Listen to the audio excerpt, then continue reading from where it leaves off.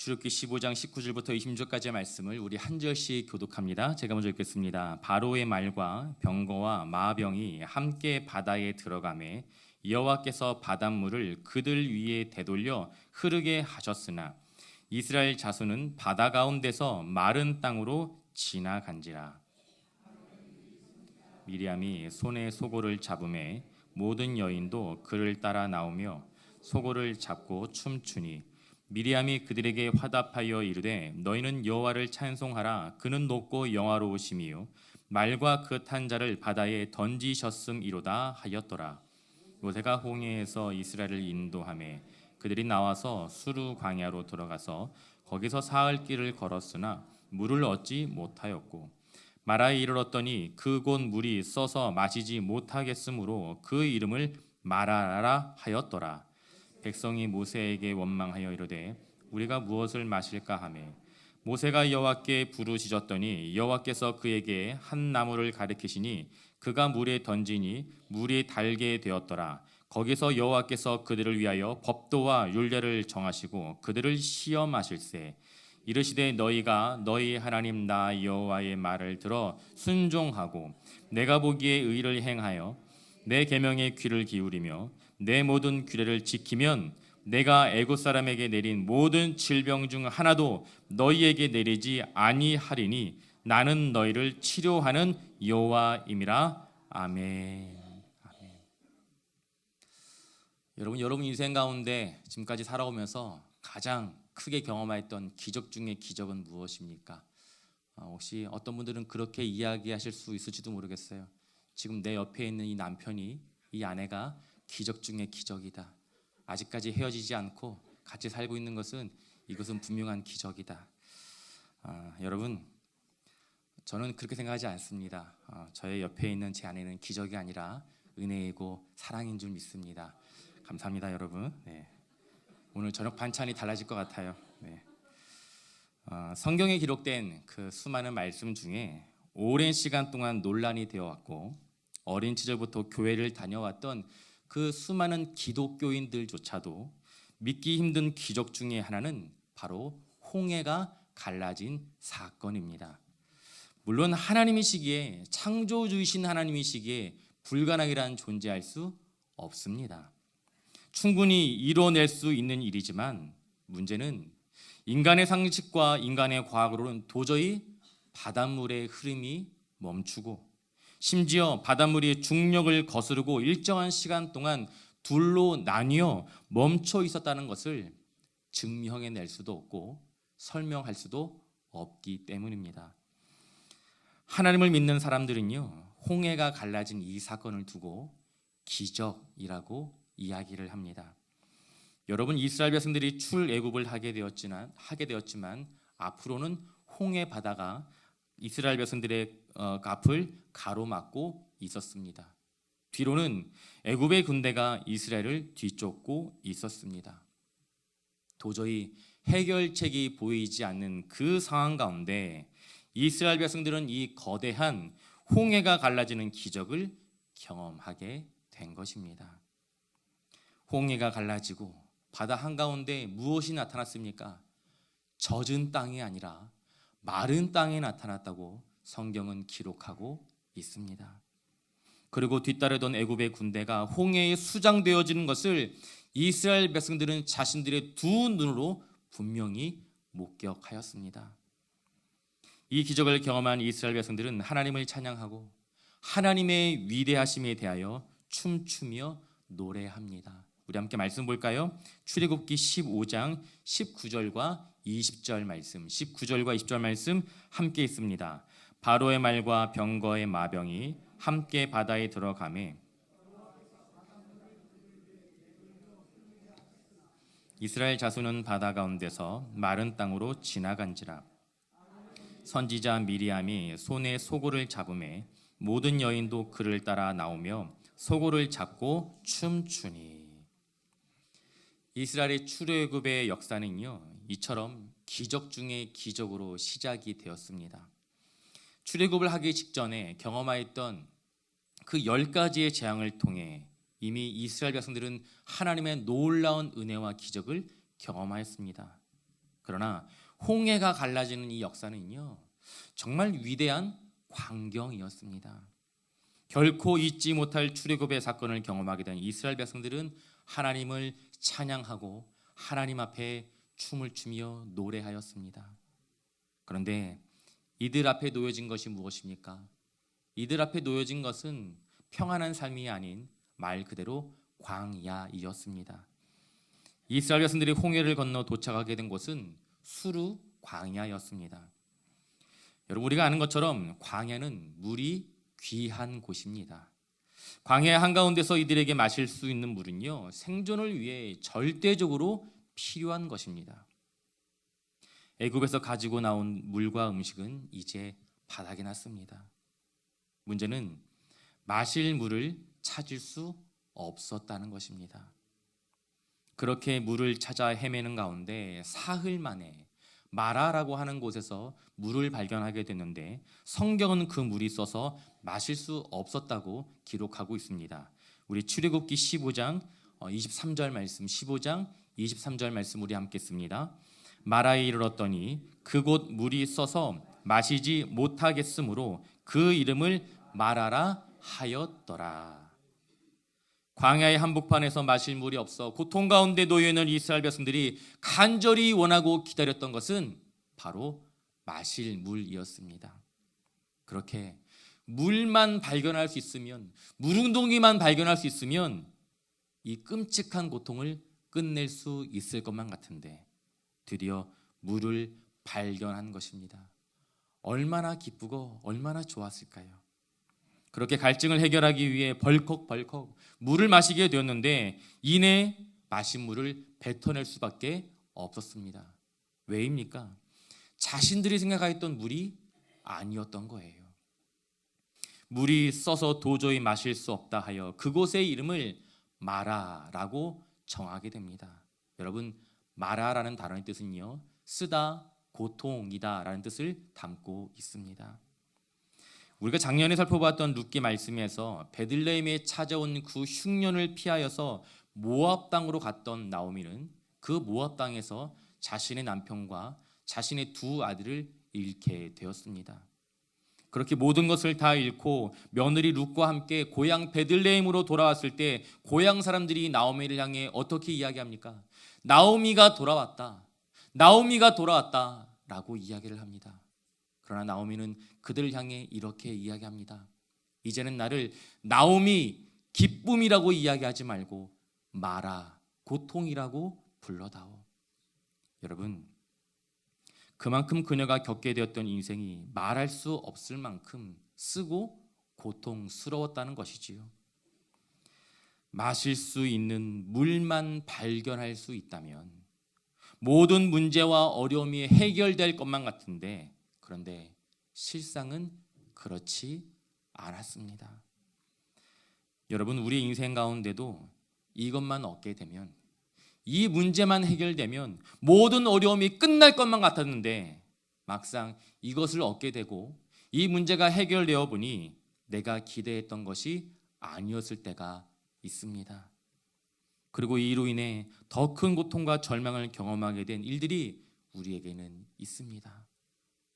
자녀들이 건강할 수만 있다면, 자녀들이 좋은 대학에만 갈 수 있다면, 자녀들이 좋은 직장에만 취업할 수 있다면, 결혼해서 가정을 꾸릴 수만 있다면, 아이를 낳을 수만 있다면 모든 것이 다 해결될 줄 알았는데 여러분, 정말 그렇습니까? 그렇지 않다는 것을 우리 모두는 알고 있습니다. 또 다른 어려움과 또 다른 고통이 우리 삶 가운데 계속 찾아온다는 거예요. 그렇게 마라의 쓴물을 경험하게 된 이스라엘 백성들의 반응이 무엇입니까? 우리 함께 말씀 봅니다. 출애굽기 15장 24절입니다. 15장 24절 말씀 함께 있습니다. 백성이 모세에게 원망하여 이르되 우리가 무엇을 마실까 하매. 여러분, 이스라엘 백성들은 불평과 원망과 좌절의 마음을 모세와 하나님 앞에 쏟아 놓았습니다. 그런데요, 우리가 여기서 반드시 기억해야 할 한 가지가 있습니다. 홍해가 갈라지고 하나님 앞에 찬양을 드리고 춤을 추었던 때가 언제입니까? 30일 전이 아니에요. 불과 3일 전의 일인 것입니다. 홍해를 갈라 이스라엘 구원하신 하나님께서 여러분 마실 물이 없어 고통 가운데 놓여 있는 이스라엘 백성들에게 마실 물을 주실 것이라는 이 믿음이 없었다는 것이 여러분 이해가 되십니까? 왜 이스라엘 백성들은 이러한 믿음을 갖지 못한 채 불평과 원망을 쏟아 놓은 것일까요? 그것은 홍해의 기적을, 구원의 은혜를, 구원의 감사를 잊어버렸기 때문입니다. 여러분 어떻게 그 놀라운 그 은혜와 감격스러운 순간을 잊어버릴 수 있을까요? 충분히 가능합니다. 얼마든지 할 수 있어요. 그 이유는 바로 기도하지 않았기 때문입니다. 고난의 순간 이스라엘 백성들은 하나님께 기도하지 않았습니다. 만약 이스라엘 여정 광야 여정 가운데 날마다 하나님의 인도하심을 구하며 기도하였던 백성들이었다면 마실 물이 없어 고통 가운데 놓이게 된 이 상황 속에서 분명히 하나님께 기도하였을 것입니다. 뿐만 아니라 물을 발견하게 되었지만 마실 수 없는 물이라는 사실을 깨닫게 되는 그 더 큰 절망의 순간에도 이들은 분명히 하나님께 기도하였을 것입니다. 여기서 우리가 잊지 말아야 할 한 가지가 더 있습니다. 그것이 무엇이냐면 이스라엘 백성들이 길을 잃게 되어서 광야의 한복판에 놓이게 된 것이 아니었다라는 것입니다. 여러분, 이스라엘은 분명히 하나님의 인도하심 가운데 광야의 길을 걷고 있었습니다. 우리 함께 말씀 볼까요? 출애굽기 13장 21절과 22절 말씀입니다. 출애굽기 13장 21절 22절 함께 읽습니다. 여호와께서 그들 앞에서 가시며 낮에는 구름 기둥으로 그들의 길을 인도하시고 밤에는 불 기둥을 그들에게 비추사 낮이나 밤이나 진행하게 하시니 낮에는 구름 기둥 밤에는 불 기둥이 백성 앞에서 떠나지 아니하니라. 아멘. 하나님은 모세를 통하여서 이스라엘 백성들을 출애굽하게 하셨고 하나님의 임재를 상징하는 구름 기둥과 불 기둥으로 이스라엘 백성들이 어디로 가야 할지 친히 그 길을 안내해 주셨습니다. 낮에는 구름 기둥으로 그늘을 만들어 주셨고 밤에는 불 기둥으로 추위를 이겨내게 하셨습니다. 여러분, 이스라엘 백성들은 마실 물이 없다는 중요한 문제를 만나게 되었지만 구름 기둥과 불 기둥은 여전히 이스라엘 백성들과 함께하고 있었다는 것입니다. 다시 말해 하나님의 인도하심이 이스라엘과 함께하고 있었다는 것입니다. 그렇게 430년이라고 하는 애굽에서의 노예 생활, 그 고통의 시간들로 인하여서 이스라엘 백성들은 하나님 앞에 부르짖었습니다. 이스라엘 백성들이 출애굽을 하여 자신들의 뒤를 쫓아 뒤따르는 애굽의 군대를 추격을 피하여서 홍해 앞에 도달하게 되었을 때 이스라엘 백성들은 다시 하나님 앞에 부르짖었습니다. 그런데 기적과도 같은 은혜를 경험한 이스라엘 백성들이 마라의 쓴물을 경험하게 되자 하나님께 부르짖는 것이 아니라 다음과 같은 반응을 하게 됩니다. 백성이 모세에게 원망하여 이르되 우리가 무엇을 마실까 하매. 여러분, 고난의 순간 이스라엘 백성들의 선택은 하나님께 부르짖는 기도가 아니라 불평과 원망이었습니다. 홍해를 건너게 된 이스라엘 백성들, 당장은 너무나 좋아서 하나님을 찬양하고 춤까지 추었던 사람들이었지만 그 은혜와 감동은 그리 오래 가지 못하였습니다. 불과 채 3일도 지속되지 못하였던 거예요. 여러분, 은혜를 잊어버리면 고난을 이길 힘을 얻지 못하게 됩니다. 사랑하는 성도 여러분, 고난의 시간을 이겨낼 수 있는 그 첫 번째 방법은 지난날의 감사를 회복하는 것입니다. 지난날의 감사를 회복하는 거예요. 사도 바울은 로마서 말씀을 통해 다음과 같은 고백을 합니다. 우리 함께 말씀 볼까요? 로마서 8장 18절 말씀입니다. 로마서 8장 18절 말씀 함께 읽습니다. 생각하건대 현재의 고난은 장차 우리에게 나타날 영광과 비교할 수 없도다. 아멘. 그 어떠한 고난과 역경 속에서도 하나님께서 나에게 베풀어 줬던 은혜와 감히 비교할 수 없다는 것입니다. 끔찍한 고난을 경험하였고 죽음의 고배를 수차례 경험하게 된 그 바울이 어떻게 이와 같은 고백을 할 수 있게 된 것입니까? 비록 고난의 시간이, 고통의 시간이, 아픔의 시간이 바울에게 주어졌지만 그 고난의 시간들을 통하여 이루어 가신 하나님의 섭리와 하나님의 계획을 바울은 온전히 경험하였기 때문에 지금 또다시 주어진 고난의 시간 앞에서도 하나님 앞에 감사할 수 있게 된 것입니다. 여러분, 우리도 돌아보면, 지난날의 시간들을 돌아보면 감사한 것들이 참 많습니다. 여러분 잘 아시는 것처럼 저는 어떤 일이 있어도 목사만큼은 되지 않겠다고 하나님 앞에 다짐했던 사람이었습니다. 가난한 개척교회 목사의 아들로 살아가는 것이 참 힘들었습니다. 너무 힘들었어요. 저희 아버지가 한 2번의 사기를 당했는데요. 그 사기꾼은 다름 아닌 목사였습니다. 교회에 대한 불신과 원망의 마음이 저의 마음 가운데 얼마나 크게 자리했는지 여러분 상상도 못하실 거예요. 무엇보다 제가 경험하였던 이 끔찍한 가난을 제 아내와 제 자식들에게 다시금 경험하게 해주고 싶지 않았습니다. 교회에 대한 상처가 너무나 많아서 과연 이 상처가 회복될 수 있을까? 그런데 여러분, 제가 목사가 되었습니다. 그 수많은 상처와 아픔들이 회복이 되어서 지금 이 자리에 서 있게 된 것이지요. 이와 같은 은혜를 경험한 저였기에 목사가 되어 한평생 하나님을 섬기며 살아가겠노라 하나님께 다짐하고 기도하였던 저였는데, 그런데 여러분, 그런데요, 정말 작은 어려움과 작은 불편함 앞에 제가 넘어지게 되는 것을 저는 경험하게 됩니다. 여러분, 죽을 것 같이 힘든 일로 넘어지지는 않습니다. 오히려 그런 일이 생기면 하나님께 마음 다해 부르짖습니다. 왜요? 살아야 되니까요. 그런데 아주 작은 시험과 아주 작은 고난에 넘어지게 됩니다. 열심히 노력했는데, 정말 열심히 노력했는데 그 누구도 나의 열심과 노력을 인정해 주지 않을 때, 다른 누군가로부터 나에 대한 서운한 이야기를 듣게 될 때 우리는 너무나 쉽게 무너지게 되는 것을 경험하게 됩니다.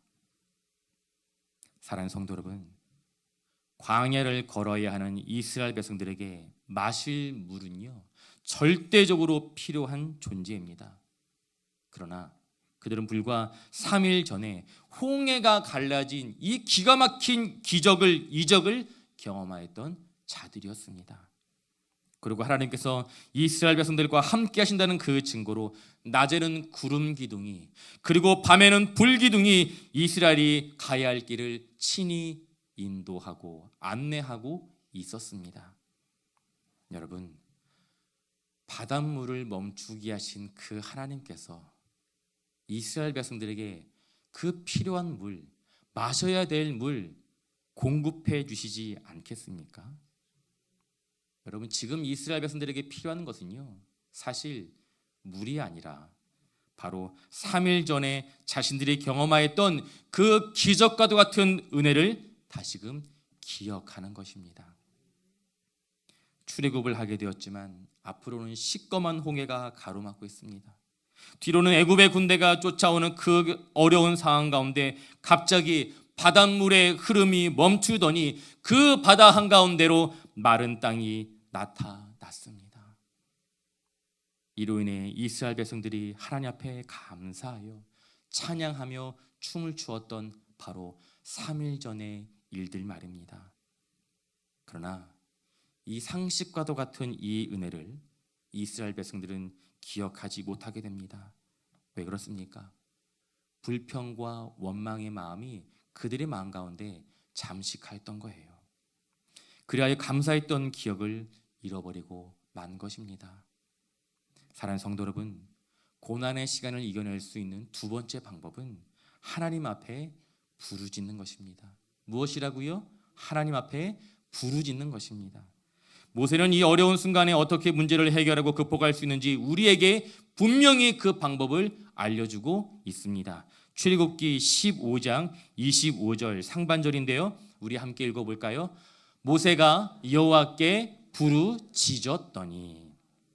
여러분, 위기의 순간에 하나님께 기도한 사람은 모세 이 단 한 사람뿐이었습니다. 여러분, 위기의 순간을 만나게 되면 우리는요, 우리의 신앙의 그 밑바탕이 비로소 드러나게 됩니다. 여러분, 우리는 우리의 자녀들에게 어떠한 삶의 모습을 보여주어야 하는 것입니까? 그 답을 오늘 본문의 말씀이 우리에게 소개하고 있습니다. 모세가 여호와께 부르짖었더니. 여러분, 이것이 신앙입니다. 문제가 찾아오고 어려움이 있을 때 어떻게 이 문제를 대해야 되는지 그 모습을 우리의 자녀들에게 보여주는 것이 바로 신앙의 유산을 계승할 수 있는 방법인 줄 믿습니다. 여러분, 오늘은 어린이 주일입니다. 여러분, 기쁘십니까? 표정이 별로 이렇게 기뻐 보이진 않는 것 같아요. 저희 집 아이들은 1년 중에 오늘을 손꼽아 기다리고 있었습니다. 왜 그렇습니까? 선물을 받는다는 것을 이 아이들이 기억하고 있기 때문이에요. 정확히 작년 성탄절 12월 25일이 지난 그 다음 날이었어요. 둘째가 저한테 물어보더라고요. 아빠, 어린이날은 언제야? 여러분, 저도 아이들이 원하는 장난감을 마음껏 사주고 싶어요. 아이들이 저에게 원하는 것이 그 무엇이더라도 저는 다 아이들에게 채워주고 싶은 것이 아비의 마음, 부모의 마음 아니겠습니까? 그런데 아이들이 원하는 장난감을 사주는 것보다 더 중요한 것이 있습니다. 그것이 무엇입니까? 이 아이들에게 살아계신 하나님을 알게 해주는 것입니다. 그리고 그 방법은 부모가 먼저 살아계신 하나님을 인정하여 어려움을 당하게 되었을 때, 감당할 수 없는 고통을 만나게 되었을 때 하나님 앞에 부르짖는 그 모습을 사랑하는 자녀들에게 보여주는 것입니다. 마실 물이 없어서 죽을 것 같은 고통 가운데 놓이게 되었는데 이 문제를 어떻게 바라보고 어떻게 해석해야 하는가? 모세는 다음과 같은 방법으로 그 문제를 해결하였습니다. 모세가 여호와께 부르짖었더니. 여러분, 하나님께 부르짖는다는 이 표현은요, 문제 해결책이 나에게 있는 것이 아니라 문제 해결책이 오직 하나님께 있다는 사실을 고백하는 것입니다. 우리 함께 말씀 볼까요? 우리 출애굽기 15장 25절 상반절인데요, 출애굽기 15장 25절 상반절 말씀 함께 했습니다. 모세가 여호와께 부르짖었더니 여호와께서 그에게 한 나무를 가리키시니 그가 물에 던지니 물이 달게 되었더라. 아멘. 모세의 부르짖음에 하나님께서는 모세에게 나무 하나를 보여주십니다. 그리고 그 나무 하나를 마실 수 없어 그 쓴물이라고 고백하였던 그 마라의 운동이에 그 나무를 던져 놓았더니 그 물을 마실 수 있게 된 것입니다. 아니, 더 나아가 그 물이 달게 되었다고 성경은 기록하고 있습니다. 여러분, 200만 명이 넘는 이스라엘 백성들의 목마름을 해결한 것은 다름 아닌 한 그루의 나무였습니다. 도저히 물이 써서 마실 수 없는 그 웅덩이에 나무 하나를 넣었다고 물이 달게 되다니요. 그런데 여러분, 이 나무를 묵상하는 가운데 저는 문득 신약 성경의 말씀 한 구절이 생각이 났습니다. 베드로전서 2장 24절 말씀, 베드로전서 2장 24절 말씀 우리 함께 읽습니다. 친히 나무에 달려 그 몸으로 우리 죄를 담당하셨으니 이는 우리의 죄로 죽고 의에 대하여 살게 하려 하심이라. 그가 채찍에 맞음으로 너희는 나음을 얻었나니. 아멘. 하나님께서는 마실 물이 없어 고통 가운데 놓여 있는 이스라엘 백성들에게 나무 하나를 택하여 쓴 물을 마실 수 있는 물로 바꾸어 주셨습니다. 그리고 하나님께서는 죄의 문제로 인하여 죽을 수밖에 없는 이 땅의 수많은 영혼들에게 예수 그리스도를 보내어 주셔서 대속의 은혜를 허락해 주셨습니다. 여러분, 성인 남자 몸속에 있는 피가 얼마 양인지 여러분 아십니까? 약 6리터가 채 되지 않는다고 합니다. 여러분, 예수님께서 십자가에서 쏟아낸 그 피는요 6리터도 안 되는 적은 양이었습니다. 그런데 6리터도 안 되는 그 적은 양의 피가 온 세상을 구원할 수 있는 구원의 통로가 되었던 것처럼 나무 하나로 200만 명이 넘는 이스라엘 백성들에게 마실 물을 주신 분은 바로 여호와 하나님이신 줄 믿습니다. 사실 마라의 쓴 물은요 하나님께서 의도하고 계획하신 것이었습니다.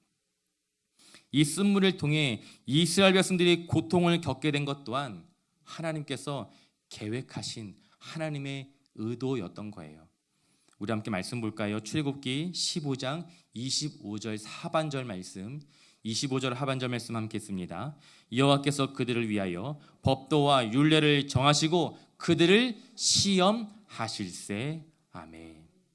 여러분, 이 모든 일들을 통해 이스라엘 백성들을 시험하고자 하셨던 하나님의 의도가 담겨 있다고 오늘 본문의 말씀은 우리에게 이야기하고 있습니다.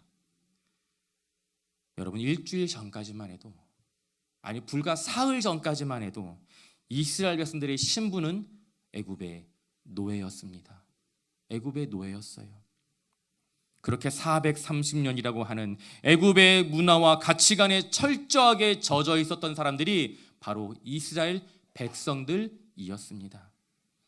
그렇게 하나님의 백성이라고 하는 그 귀한 정체성을 잃어버린 이스라엘 백성들을 회복시키시고 치유하시기 위해 하나님께서 준비하신 것이 무엇입니까? 바로 시험이었습니다. 그리고 그 시험은 광야에서 경험하게 된 마라의 쓴 물이었습니다.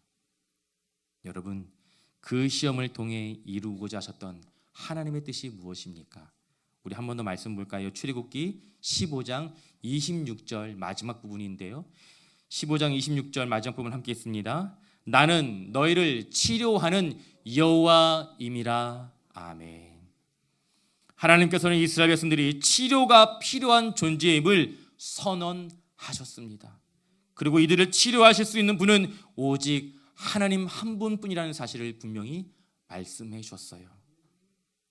사랑하는 성도 여러분, 하나님은 상처투성이인 우리의 영혼을 치료하기 위해 때로는 고난을 허락하실 때가 있습니다. 왜 그렇습니까? 우리에게 주어진 고난의 시간은 하나님 앞에 간절히 부르짖을 수 있는 기회를 제공하기 때문입니다. 제가 교회에서 사역을 감당하다 보면 저에게도 이런저런 불평과 원망의 마음이 생길 때가 있습니다. 저에게 주어진 감사를 잃어버리고 순간 주어진 그 어려운 상황들을 묵상하다 보면 어김없이 불평과 원망의 마음이 저의 마음 가운데 자리하게 됨을 저는 경험하게 됩니다. 그럴 때면 하나님께 저는 이렇게 기도해요. 하나님, 이와 같은 마음과 생각으로 어떻게 주의 일들을 감당할 수 있겠습니까? 이렇게 완악하고 교만한 마음으로 주의 몸된 교회와 성도들을 어떻게 사랑할 수 있겠습니까? 하나님, 저 목사로 세워주셨사오니, 목사로 불러주셨사오니 온전히 감사하며 온전히 그 사명 감당할 수 있는 힘과 은혜와 능력을, 감사함을 다시금 허락하여 주시옵소서. 하나님께 부르짖으며 그 하나님을 놓치지 않게 될 때에 우리는 지난날의 삶을 통해 경험하였던 하나님의 성품과 하나님께서 나에게 베풀어 줬던 놀라운 은혜의 순간을 다시금 기억할 수 있게 됩니다. 말씀을 정리하겠습니다. 하나님께서는 이스라엘 백성들에게 약속의 땅, 가나안 땅을 주시겠다고 말씀하셨습니다. 그러나 가나안 땅에 가려면 반드시 지나가야 하는 과정이 있습니다. 그 과정이 무엇입니까? 바로 광야입니다. 광야의 시간을 여러분 반드시 지나가셔야 합니다. 물론 그 광야의 시간들 힘들어요. 아픕니다. 눈물이 날 때가 있어요. 이 광야의 시간이 과연 언제 끝날까? 나에게 주어진 이 광야의 시간, 과연 그 끝은 존재할까? 그러나 가나안 땅에 가려면 그 광야의 시간을 반드시 지나가셔야 합니다. 우리에게 한 가지 희망의 소식이 있습니다. 그것이 무엇입니까? 광야의 시간을 걸어가는 이스라엘 백성들, 그 하루하루 순간순간의 삶 가운데 하나님께서는 구름 기둥과 불 기둥으로 여전히 그들과 함께하고 계셨고 만나와 메추라기로 특별한 은혜를 제공하셨으며 그들의 곁을 떠나지 않으셨던 그 하나님이 오늘을 살아가는 저와 우리의 하나님 되신 줄 믿습니다. 간절히 바라고 간절히 간구하는 것은 비록 지금 우리 앞에 놓여있는 광야의 시간이 그 끝이 보이지 않는 어둠과 같은 지르게 아픔의 시간일지라도 이 시간을 통하여 일하시고 역사하시는 그 하나님이 지금 이 순간도 우리와 함께하고 계심을 기억하며 이 고난의 시간을 하나님의 은혜로 감사함으로 넉넉히 이겨내고 감당할 수 있는 저와 사랑하는 성도님들이 되시길 예수님의 이름으로 축원드립니다.